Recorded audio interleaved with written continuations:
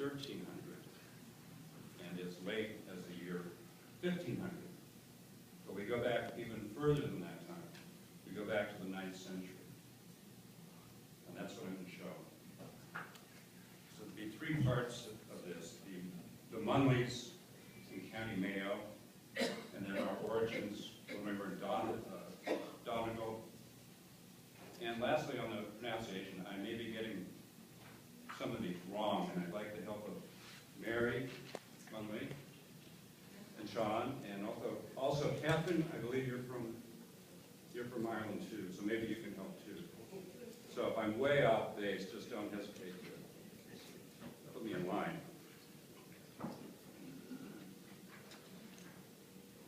So Peter mentioned this, that the place to begin in looking for Munnelly history is the Ordnance Survey records from 1838 that Peter mentioned, where John O'Donovan mentioned that Valley Munnelly was settled by Munneleys, led by a man named Manley O'Doherty.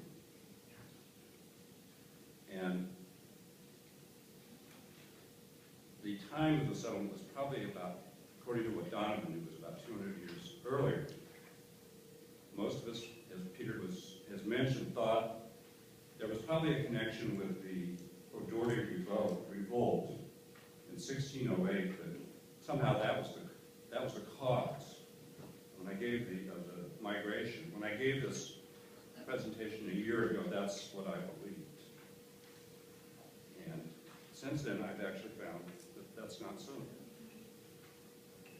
I was going to go over the various places where we're found, but I think Peter did a really good job of explaining exactly where we're found, so I don't think I need to go into that. So the first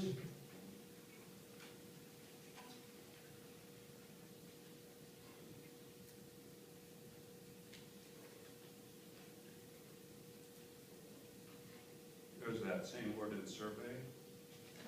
There's the map of the parishes a little bit. This is the contemporary map rather than the historic one Peter showed us. And then this is the earliest Munneleys that we can find. And they appeared in 1593 in what is known as the Tudor fiance. These were sort of like royal decrees that they had in England, but they called them the Tudor fiance in Ireland. This is a pardon that was given March 8, 1593, and it lists, as you can see, eight Munneleys. They were living in Ballycastle. So the fiance I think are of interest to a lot of people here because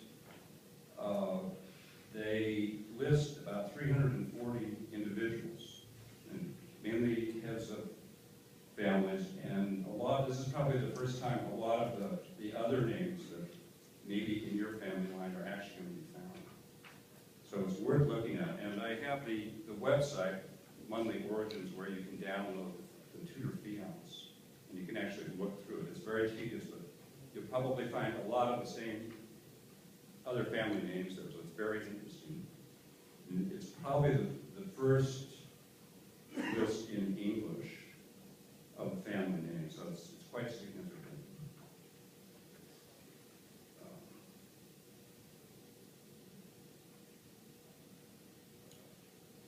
So I want to go to the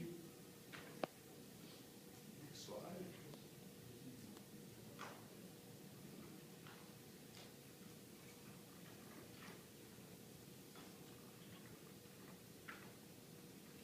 So it mentions Ballycastle as the place the Munneleys were found. This is Dufini, last year of the family reunion. Dufini is very close to Ballycastle. Sometimes that area is referred to as Ballycastle. Sometimes it's referred to as Dufini. So it's not the same location. Ballycastle is today a small town. Dufini is not.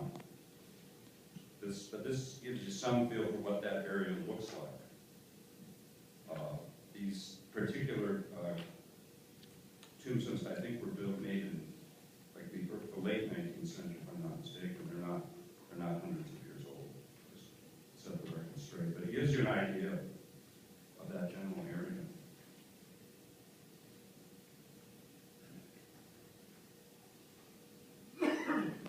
So O'Donovan said that Ballymunley was named for the Munleys. That's what he implied. And for a long time, that just was not confirmed by anything.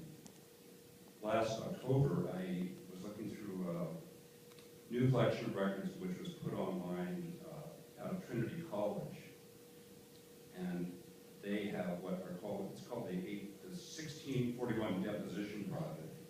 And this lists people who were named in depositions back in that time, generally involving crimes of property. There was a very large revolt which, at that time, in which the Irish nearly threw the British out. And of all places in County Down, I found this deposition. So it says, the deposition was taken a year after the event that is mentioned. It says that T. O'Manley and Richard O'Manley of Ballymonley, which is sometimes another spelling, Ballymonley, along with Richard Barrett of Clontakilla and Edmund Barrett of Inishki, I think, and several others were named on crimes on Edmund Barrett's land in County Mayo.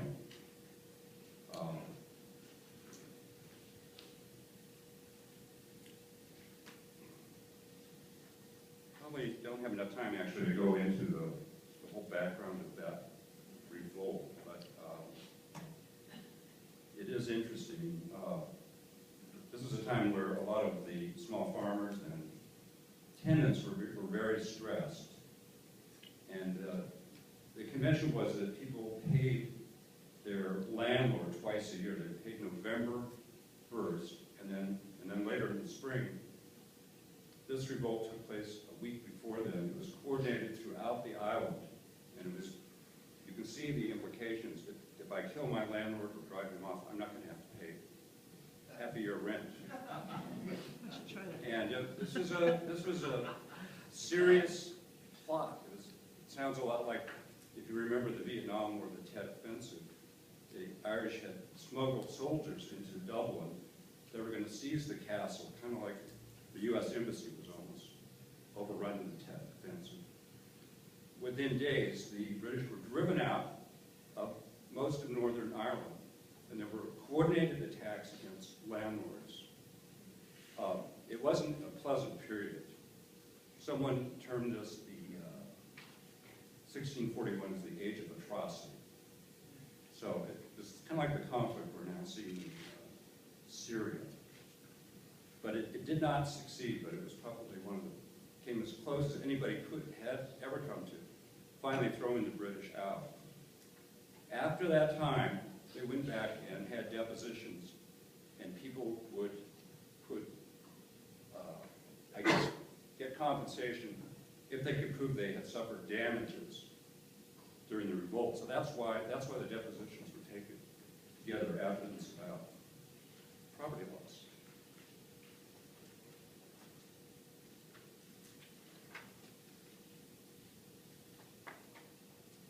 Anyway, it does show that the Munleys were there very early. In fact, the records show a continuing presence of Munleys right in this area, because somewhat later, in about 1743, there was a man named Father James Munnelly, who was a priest in this area. He was recorded. And then also there was another priest in 1704 who lived in Clontakilla.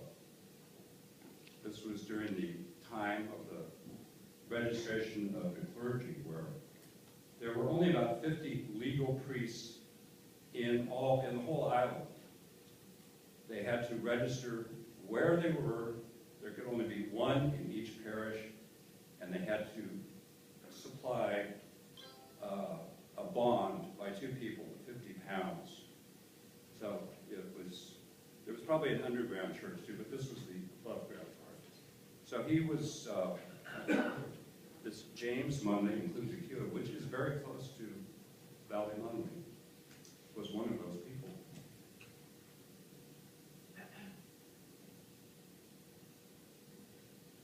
So it'd be nice to go back further, to get back further and find records before the 1593 pardons. And the next time we find records that are usable is in a group of what are known as topographical poems that were taken down in 1470. And these are found throughout Ireland. They probably could have been written by poets. They're in Gaelic. And they run very much to probably the kind of toast that people would give on an occasion where I would say, well, there was nobody as great as Patricia or more friendly, and how can we forget Mary Ann? And Peter's always a good fellow, but it's mentioning family names around you, but they're very complete. So you find the same family names that you find in the pardon in 1593, you find those same family names mentioned in the poems. But you don't find any Munnellys. And that leads me to think that they came into the area after 1417. So let's move on and talk a little bit about Valley Munnelly itself. I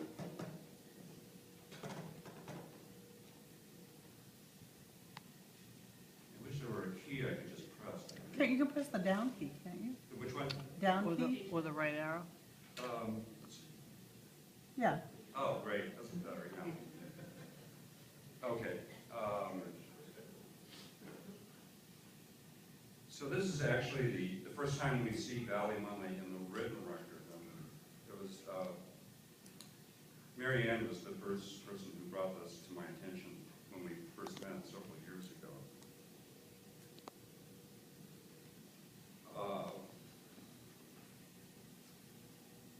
And you can actually see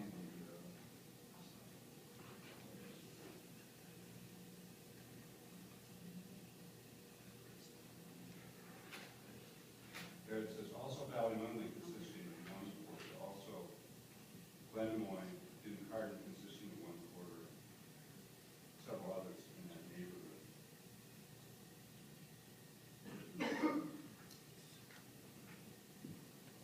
So what was actually going on here was the policy that was known as surrender and regrant. And what that was that usually it would be a clan, the most powerful person in a particular area or a clan leader would make an arrangement with the crown where they would surrender their land, and in return they would get papers giving them the land legally under British law. Now what they had to do in return was to supply the king, the king's men, a specific number of men and horses. So the idea is, if the king is attacked, or he needs your help, this is what you're obligated to do. In return, the king will protect, and the police will protect you if your land, somebody tries to come take your land. And so the typical terms of the agreement might be 60 men and 20 horse. It's like a contract. And that's what was going on here. So we think also that because Valley Munnelly existed before